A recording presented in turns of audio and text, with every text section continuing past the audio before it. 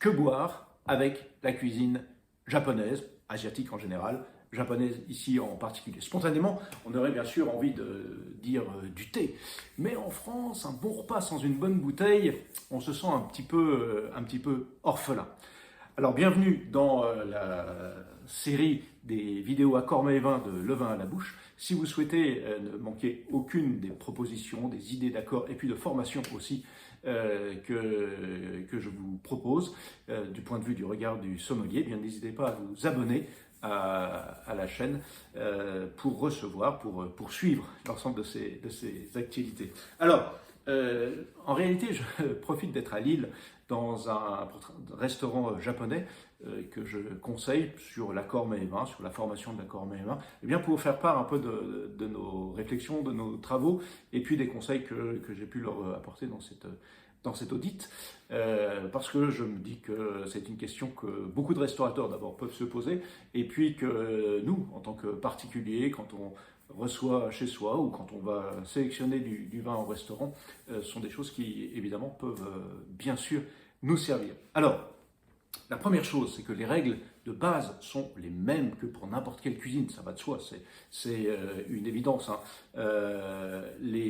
D'ailleurs, je vais vous mettre en lien en fin de vidéo la base des bases de l'accord Mets et Vin. Je ne vais pas parler là de comment on fait un accord Mets et Vin, ce serait beaucoup trop long, ça sortirait du cadre, mais vous aurez la vidéo sur comment faire, quelles sont les bases de l'accord Mets et Vin en fin de vidéo. Mais d'une manière générale, je recommande surtout des vins qui seront plutôt sur la douceur, pas le sucre, la douceur, la souplesse, pour justement entrer en symphonie et bien rester dans l'esprit de la cuisine japonaise, asiatique en général. Mais là, encore une fois, je vais prendre des thèmes et des exemples concrets plutôt sur la cuisine japonaise. Alors, je vais vous faire une petite présentation tout au long de laquelle je vais vous expliquer un peu comment et pourquoi on a choisi et je vous propose cet ensemble de choix.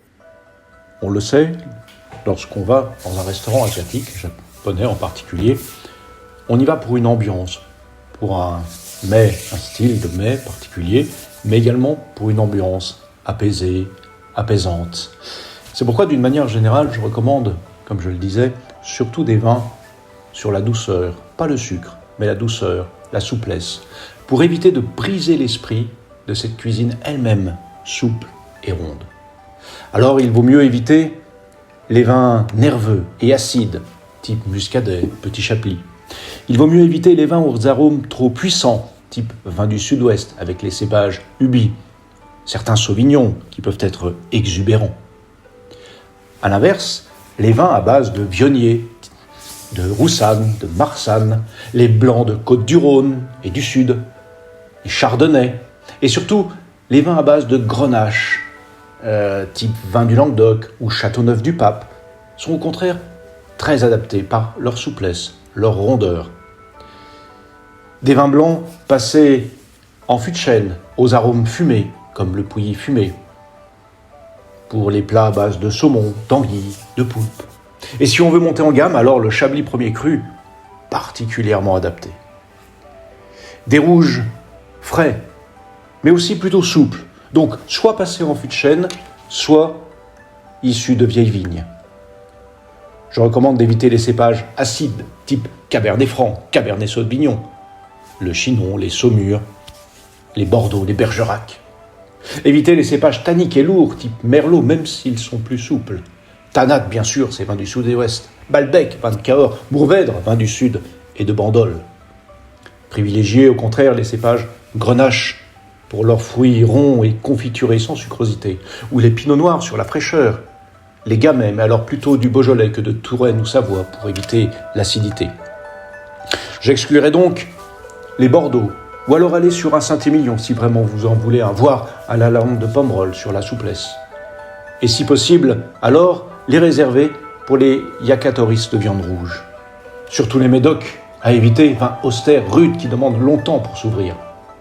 Le Chinon, s'il n'est pas vieille vigne, risque de tirer sur l'acidité. J'irai plus sur un Pic Saint-Loup, par exemple, ou un Bourgogne Pinot Noir, type Épineuil, ou Tonnerre, mais alors un Chevalier d'Éon, voire certains Coulanges Lavineuses. Plutôt qu'un Alsace Pinot Noir, je partirais, mais c'est difficile à trouver, sur un œil de perdrix de Neuchâtel. Mais d'une manière générale, tout rosé de saignée, sur la souplesse, irait parfaitement avec la carte.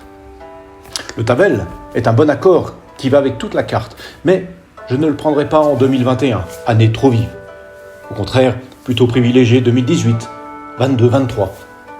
Une maison d'ailleurs plus sur la souplesse, de façon générale, le domaine d'Aqueria. Le muscadet, enfin, beaucoup trop vif, je le remplacerai par un Pouilly fumé, un Coteau du Génois, excellent rapport qualité-prix, et ou un Bourgogne du Mâconnais, type Saint-Véran, Pouilly Fuissé.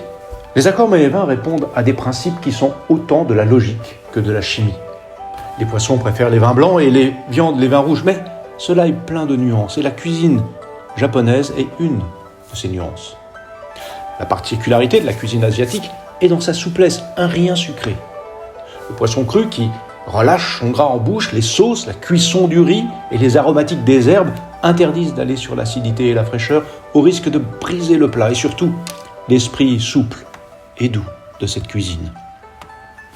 Il faut donc éviter les vins trop nerveux et acides qui casseraient tout. Les Occidentaux qui viennent manger ce type de cuisine cherchent un esprit apaisé que les vins nerveux et acides contrarient. Il vaut mieux aller sur des vins souples. Or, la souplesse tient au climat chaud, à l'âge des vignes, au cépage, qui d'ailleurs pousse en climat chaud, et à l'élevage, fût de chêne, élevage sur lit, et à l'âge. Ce sont ces vins qu'il faut privilégier. Mais la cuisine est subtile. Cru, même s'il garde son gras, le poisson est un des mets les plus fragiles. C'est pourquoi il n'aime pas les rouges puissants et tanniques. Gras, il n'aime pas non plus les blancs opulents, type meursault ou sucré, même demi-sec et trop doux. Cela risque d'être trop lourd et donc écœurant. Le vin rouge tannique n'aime pas tout ce qui est ail, légumes verts, œufs, choux. Tout cela donne un effet soufre ou métallique. Alors si on est obligé d'aller sur un rouge, autant partir sur un pinot noir ou un gamay. Il faut éviter tous les autres, même les côtes du Rhône et vins de Saumur sinon. Tous les maquis, entre le riz et l'accompagnement, vont apporter une sensation de gras.